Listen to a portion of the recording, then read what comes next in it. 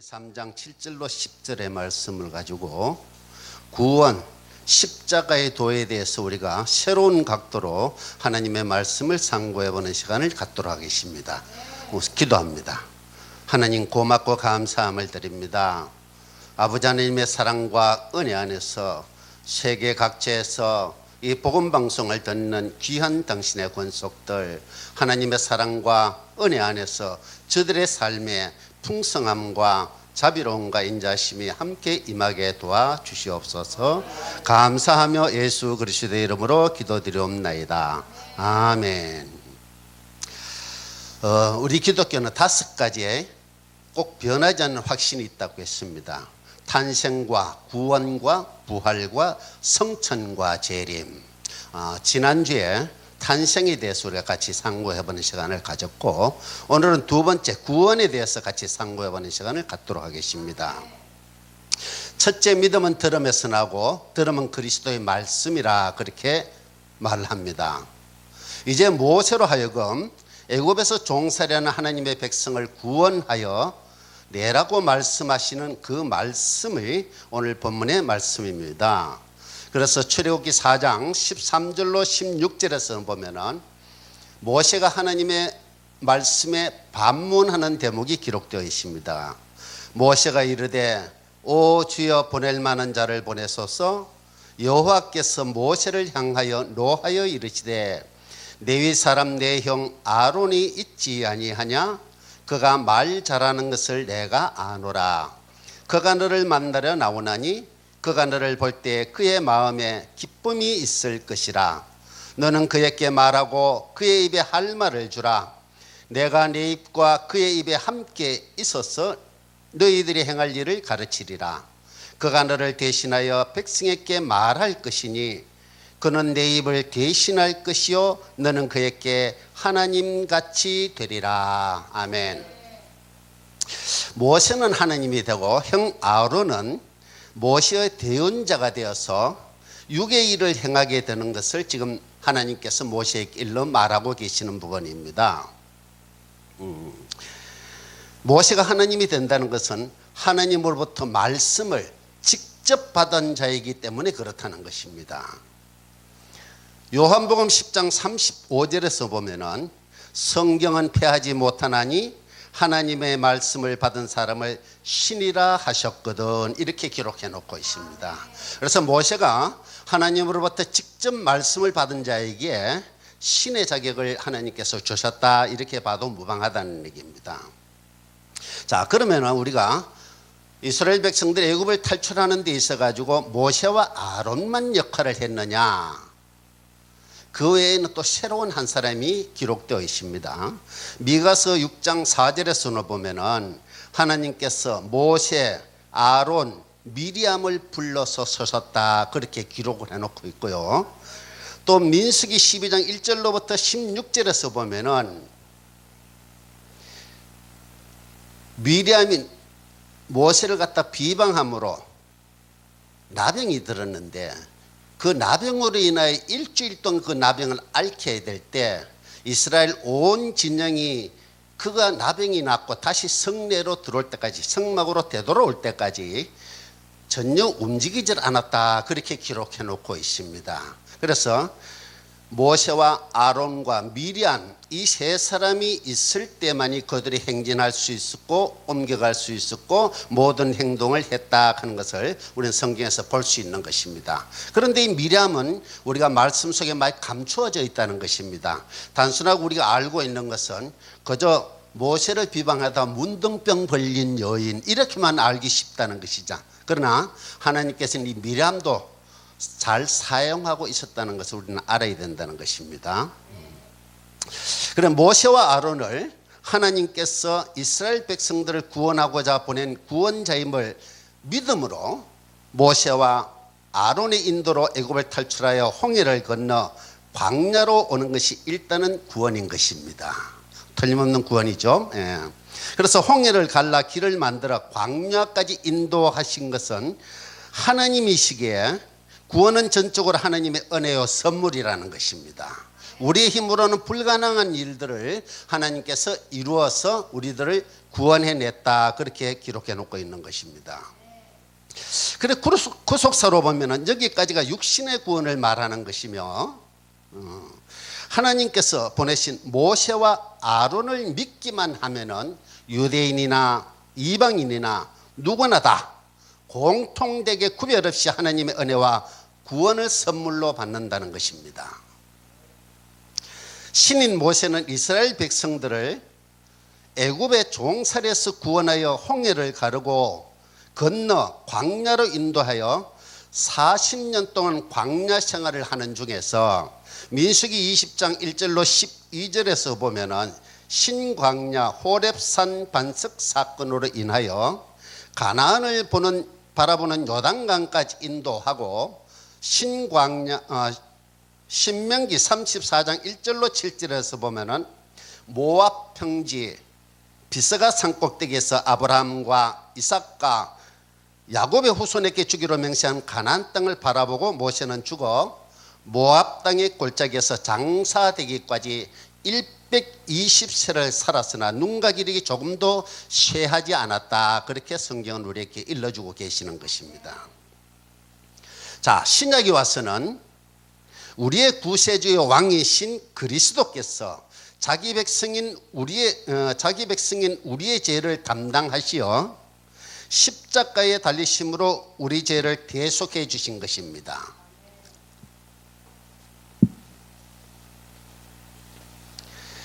자, 주님께서 우리의 죄를 대속하시고 십자가에 죽으셨다는 사실을 믿으면 우리의 죄는 사하여지고 우리는 구원이 되는 것입니다. 그 사실을 믿으면 우리는 여전히 그 사실을 믿지 않으면 우리는 여전히 죄인일 수밖에 없으며 그리스도의 죽음도 헛된 것이 되고 만다는 것입니다.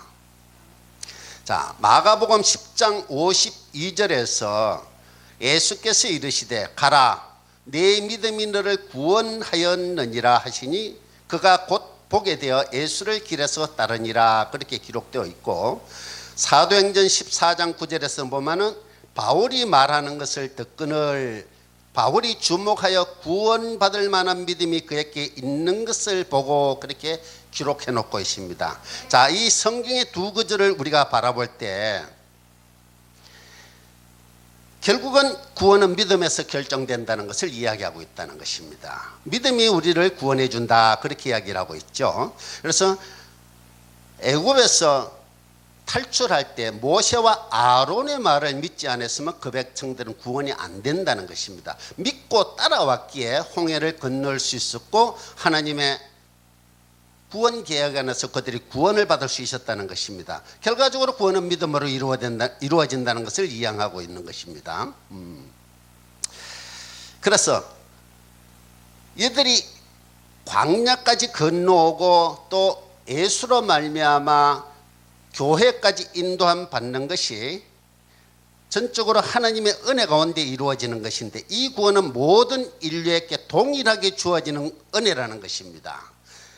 창세기 9장 13절로 16절에 기록된 무지개 언약이 바로 이 언약이라는 것입니다. 그래서 이 구원은 율법의 할례와 같은 것으로서 지금까지 이들이 하나님의 은혜 안에서 광야로 와서 구원받는 이 구원은 율법의 할례와 같은 것으로서 할례를 받고도 구원받지 못하고 죽은 자들이 성경에는 부지기수로 기록되어 있다는 것입니다. 그래서 이 구원으로만 완전한 구원이 되는 것인가? 그걸 우리가 생각해 보자는 것입니다. 그래서 여기까지가 모세와 예수의 역할을 죽음으로 끝이 나고 이후에는 여호수아와 성령으로 인하여 큰 구원을 성취해 가는 것이 하나님의 계획이라는 것입니다. 이 큰 구원은 하나님의 은혜로 얻어지는 것이 아니라는 것을 이야기하고 있는 것입니다. 할렐루야. 전적으로 자기가 스스로 자기의 믿음으로 성취하는 것입니다. 그러면 하나님께서 그들에게 새 이름을 주실 것이라 그렇게 기록해 놓고 있습니다. 이것은 전적으로 자기 백성에게만 주어지는 큰 구원이고 새 포도주이고 새 언약이다. 이렇게 성경은 기록해 놓고 있는 것입니다. 그렇죠. 세상이 믿지 않는 이방인들에게 주어지는 권세가 아니라 하나님의 장막 안에 들어온 하나님의 백성에게만 주어지는 권세라는 것입니다. 그래서 이사야 62장 2절에서 보면은 이방 나라들이 내 공의를 못 왕이 다 내 영광을 볼 것이요 너는 여호와의 입으로 정하실 새 이름으로 일컬음이 될 것이며 그렇게 이야기를 합니다. 이 말을 시온과 예루살렘에게 하시는 하나님의 말씀입니다. 시온과 예루살렘에게 하는 말이 너는 곧 내 영광을 볼 것이고 너는 여호와의 입으로 정하실 새 이름으로 일컬음을 얻을 것이다. 그렇게 기록해 놓고 있는 것입니다. 계시록 2장 17절에서 보면은 귀 있는 자는 성령이 교회들에게 하시는 말씀을 들을지어다. 이게는 그에게는 내가 감추었던 만나를 주고 또 흰 돌을 줄 터인데 그 돌 위에 새 이름을 기록한 것이 있나니 믿는 자밖에는 그 이름을 알 사람이 없느니라. 아멘. 자, 계시록 3장 12절에서도 이기는 자는 내 하나님 성전의 기둥이 되게 하리니 그가 결코 다시 나가지 아니하리라.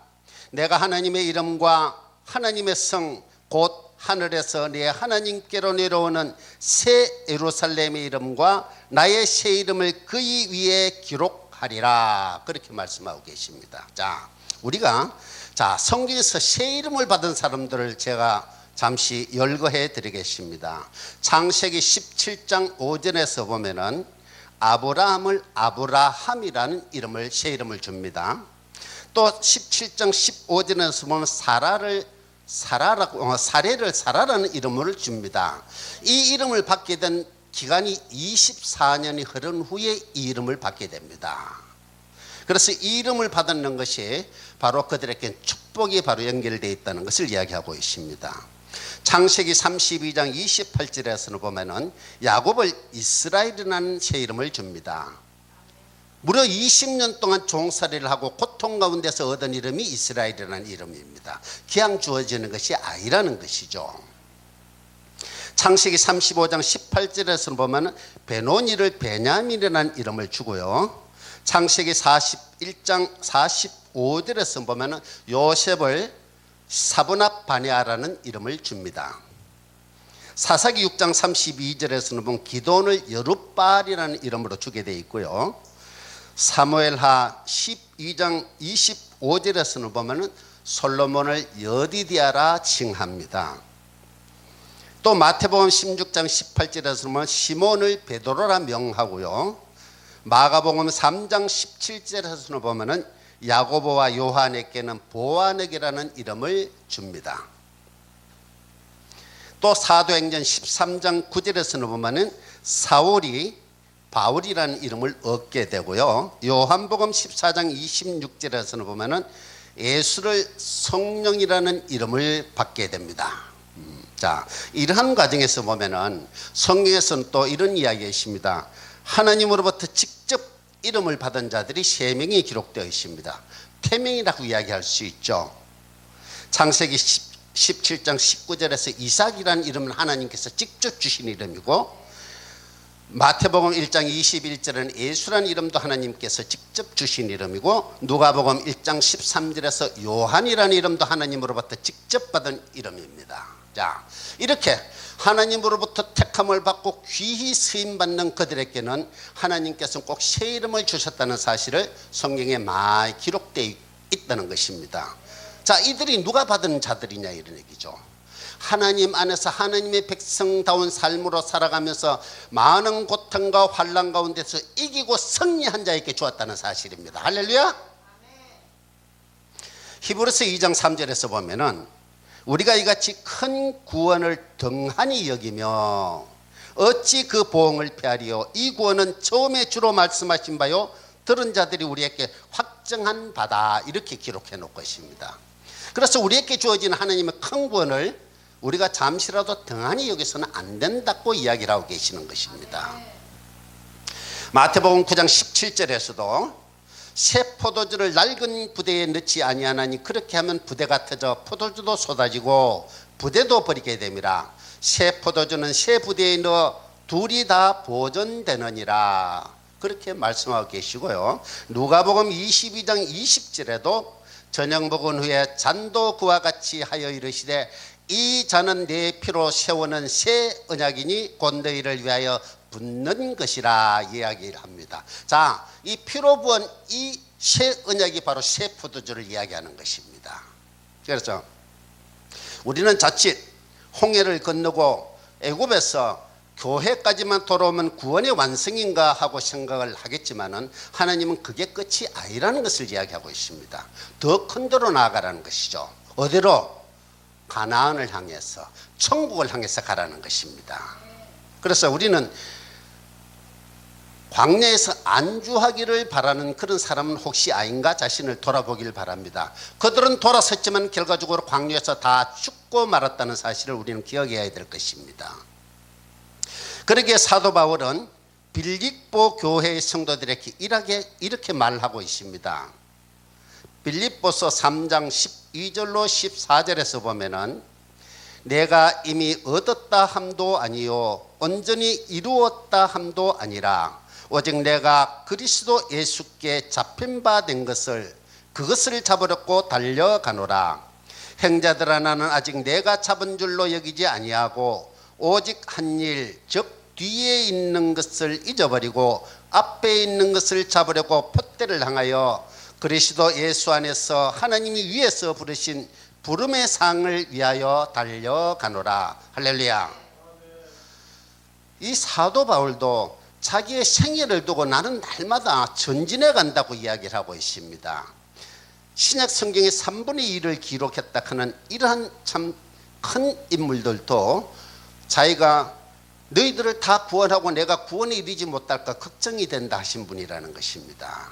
그래서 우리는 자칫 교회 안에서 구원의 완성을 이루었는가 하고 방종된 생활을 하고 있지는 않은지 그러한 생각을 하고 있는 적은 없었는지 내 자신을 돌아보길 바랍니다. 우리는 여기서 안주할 것이 아니라 더 큰 구원을 위해서 하나님으로부터 새 이름을 받을 수 있는 자격을 갖춰야 된다는 것입니다. 그것을 하나님께서 우리에게 요구하고 계시고 우리는 그 길을 향해서 날마다 전진해 가야 된다는 것을 성경은 우리에게 일러주고 계신다는 것입니다. 그래서 하나님과 성도 사이에는 언약의 관계, 계약의 관계다 그렇게 이야기를 합니다. 그래서 하나님과 우리 관계는 관계성으로 이루어진다 그래요. 그래서 계약이라는 것은 상호 필히 의무와 권리가 따르게 되는 것이 계약이라 그렇게 이야기를 합니다. 관계라 그러죠. 의무만 있고 권리가 없는 관계를 주종관계라 그렇게 이야기를 합니다. 주와 종의 관계에 있어서는 권리가 없고 의무만 따를 뿐이죠. 그러므로 율법은 우리를 율법의 종으로 만들었지만은 그러나 자유인에게는 권리와 의무가 동시에 성립된다는 것을 성경은 말하고 있습니다. 누가복음 4장 18절에서 주의 성령이 오셔서 포로된 자에게 자유를 눌린 자를 자유롭게 한다 그렇게 기록해 놓고 있습니다. 이제는 우리가 자유한 자가 되었습니다. 성령 안에서 자유한 자가 되었다는 것입니다. 그래서 우리에게는 뭐가 있다? 권리만 있는 것이 아니라 의무가 같이 주어진다는 것입니다. 이 의무가 우리가 주님이 우리를 위해서 지신 그 십자가를 우리도 져야 되는 것이 의무라는 것입니다. 그러므로 말미암아 큰 구원에 이를 수 있고 하나님의 새 포도주를 마실 수 있는 자격이 주어진다는 것입니다. 그래서 진리와 하나님의 사랑 안에서 구원의 확신으로 말미암아 영생의 권리를 쟁취하여 새 이름을 받아 누리는 그런 복된 저와 여러분이 되시기를 그리스도 예수 이름으로 축원합니다. 기도하겠습니다. 하나님 고맙고 감사함을